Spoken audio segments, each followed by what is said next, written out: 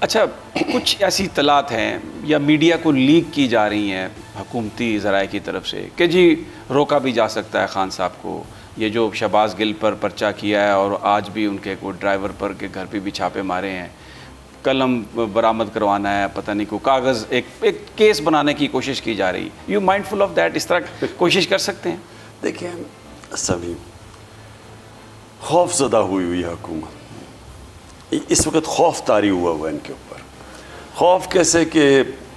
پہلے انہوں نے جو پوری سازش کی، بیرونی ملک سازش کے تحت ان کو اوپر بٹھایا گیا، وہ سب کو پتہ ہے کہ وہ مراسلہ ایک American under secretary of state Donald Lu ایک دھمکی دیتا ہے کہ اس کو اگر عمران خان کو نہیں ہٹاؤ گے تو ہم تم دیکھ لیں گے،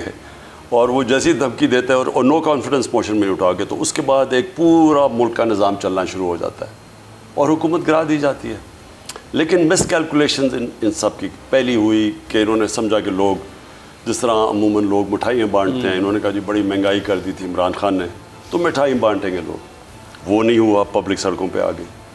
پھر انہوں نے ہمارے پرامن احتجاج کے اوپر جو ابھی یہ دہشت پھیلانے کی کوشش کی جا رہی ہے، 25 مئی کو انہوں نے بڑا ظلم کیا ہمارے پہ، رات کے 2 بجے لوگوں کے گھروں میں چلے گئے، ایک شریف گھرانے کے اندر جدھر ہماری چادر اور چار دیواری کا اس کی سینکٹٹی ہے، وہاں اگر لوگ اندر گھس آئیں رات کو 2 بجے 3 بجے، جو ہم نے سینز دیکھے تو وہ لوگوں کے اوپر خوف طاری کرنا تھا۔ پھر فیملیز نکلی ہوئی ہیں، فیملیز کے اوپر انہوں نے ٹیئر گیسنگ جس طرح کی اور جو ظلم کیا، ان کا خیال تھا وہ پھر دب جائے گی، وہ پھر کھڑی ہو گئی۔ اور خاص طور پہ جو کہ پنجاب کے بائی الیکشنز ہوئے ان میں خوف کو ادھر سے طاری ہوا ہے، کیونکہ انہوں نے سمجھا الیکشن کمیشن اپنی دھاندلی کریں گے، دھاندلی کی انہوں نے، ایڈمنسٹریشن ان کی تھی، پنجاب گورنمنٹ ان کی تھی، تو انہوں نے سمجھا کہ جس طرح ہوتا ہے کہ اگر ساری اسٹیٹ آرگنز آپ کے ساتھ ہو تو الیکشن مینیپولیٹ ہو جاتا ہے، وہ لوگ اتنی تعداد میں نکلے کہ اس کے باوجود ہار گئے۔ اب اس کے بعد یہ میں سمجھتا ہوں یہ ان کا اب آخری یہ چال ہے،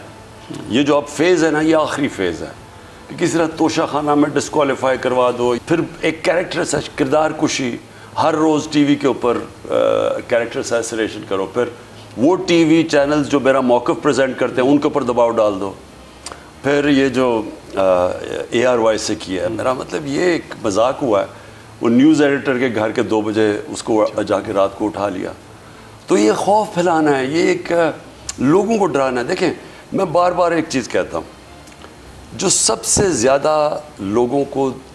انسان کی تاریخ میں غلام بنایا گیا نا، وہ خوف کے ذریعے ہے۔ میں ہمیشہ مثال دیتا ہوں، کیونکہ ابھی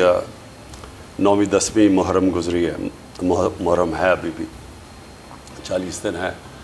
تو جو کوفہ کے لوگ تھے وہ ان کو پتہ تھا کہ حضرت امام حسین رائے حق پہ کھڑے ہیں، ان سب کو پتہ تھا، لیکن ایسا خوف تھا یزید کا کہ وہ گھروں سے نہیں نکلے، اور وہ ایک اسلام کی تاریخ کی اتنا بڑا المیہ ہوا، ٹریجڈی ہوئی، لیکن ان کو بعد میں ساروں کو ساری زندگی وہ پچھتاتے رہے کہ ہم کیوں نہیں نکلے، تو وہ خوف تھا، تو یہ خوف طاری کیا جا رہا ہے، اور میرے خیال میں کہ یہ جو لوگوں کو غلام بنا کے خوف طاری کر کے غلام بنانا ہے، میرے خیال میں یہ لوگ ریئلائز نہیں کر رہے ہیں کہ یہ قوم اس سے نکل چکی ہے، اور یہ آپ دیکھ لیں گے کہ یہ جو بھی کریں گے یہ فیل ہو جائیں گے۔